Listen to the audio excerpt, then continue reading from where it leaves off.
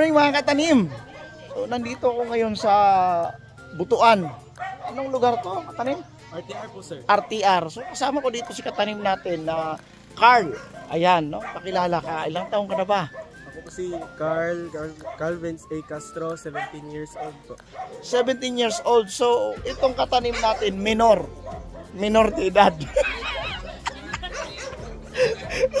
Pero minor de edad, kumikita ng ganito to. Oh, yan. Yan yung kanyang hydroponic setup. Yan. No? Ayan. Katanim, kailan ka nag-start nito? Noong March po, sir. Nung March, no? Nung March, paano mo ginawa tong greenhouse na to? Ayan. Kami lang po ng papa ko, sir. Kayo lang ng papa mo? Nag-DIY lang talaga. Tapos, ginamitan mo ng UV plastic din. Oh, yes po, sir. Tapos, net din ang gilid. Okay, galing ka. So, Carl, tatanungin ko, ilang heads? Yan, lahat. 480 po, sir, ang tanim. 480 lahat, total capacity. Gaano kalaki yung taniman mo? Sir? Gaano kalaki? Yung greenhouse mo, gaano kalaki yan? 12 feet by 21 feet ata to, sir. 12 feet by 21 feet, 480. Ngayon, saan mo binebenta? Sa mga teachers po dito, sir, sa Yun lang binebentahan mo. tsaka mga kapitbahay. Oh, ngayon, monthly yun na may harvest ka, tama? Kasi tinuro natin yung repetition kung paano magtanim bago ka mag-harvest, may punla ka na, di ba? Opo, sir. Ngayon, na-achieve mo yun. Opo, sir.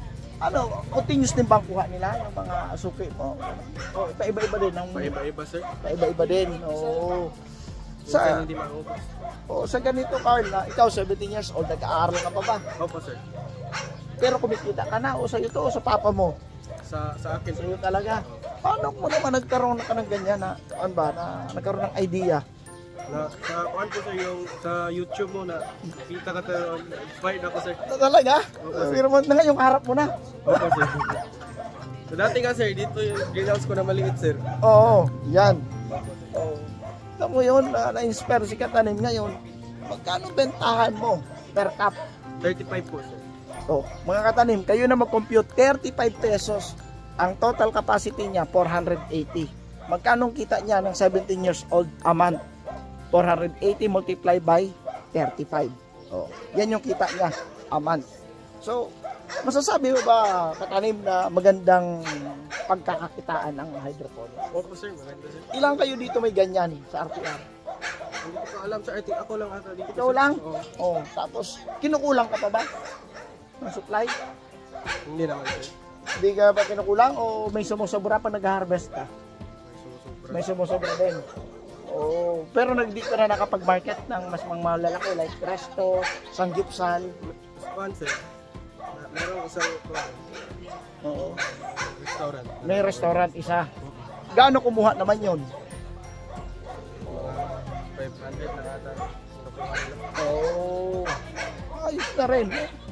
So, sa ganyang Katanim na pamamaraan bilang isang estudyante, anong course mo ngayon na kukunin?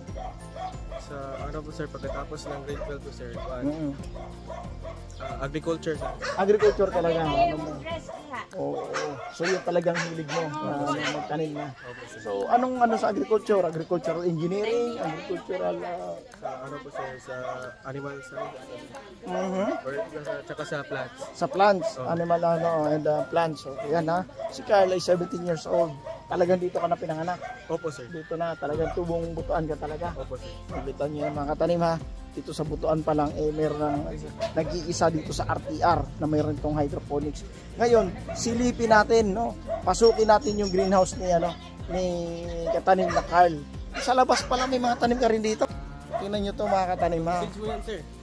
Ano yan? Masilya o bachata? Bachata. Sa Katanim store to. Yellow. Yung yellow at saka pula. Kita nyo yan, may bell pepper na dito si ano. Ito yung talong mo, sir, na ano. Yung Sharapova. Oo. Kita mo yun. Oh, ayan, may pinagbabawal na technique ko. Yan, bawal yan ha. Yan yung ng trips. Opo, bell pepper yan ha. Kita nyo yan, Katanim. Nasapat lang. Paano, dinidiligan mo lang ng kiss? Opo, sir. Nakadilig ka lang, drenching lang, manual. O, kita mo yun. Ngayon ito mga Katanim mo, manual lang, dilig-dilig lang ng kiss. Oh, yung bell pepper niya. Ayan. Susunod katanim, lagyan mo ng baging. Na ano kasi sa bigat nito mababali yung ano. So kita nyo na naman may pruning din si katanim, oh. Pruning din siya, ha. Kita nyo, kaya nasa taas sa papuntang energy. Oo. Ayan, ha. Oh. Lower leaves pa. Oh. Paano ka natuto niyan? Nakuturo sa akin. Ako lagi ang sa ano. Kasalanan ko na naman. Kasalanan ko na naman. Oh. Kasalanan lagi ni katanim. Oh, yan mga katanim, ha. Oh. Ano to? Ito yung pula o yellow? Oh, yung yellow. Saan ang pula dyan? Wala kang pula? Ito po sir, dalawa. Dalawa. Oh, Masilya Bachata, ha? Bell pepper na yellow. Oo. Wala pa kulay. Oo. Kasi dapat pa yun. Tara, pasok tayo. Sige po sir. Okay. So, ang side mo na ginamit, ito. Hindi po sir, ito po sir. Ito. Oh. Yan din ang net niya, oh. Fine mesh. Budget lang sir. Oo. Tapos ito mga tanim niya. Oh. Yan. Hydraulic. Ayan. Oh, kawayan lang din ang ano niya. No? Oo, nagkakaproblema ka lang sa bukbok, no? Oo, yan yan lang ano mo.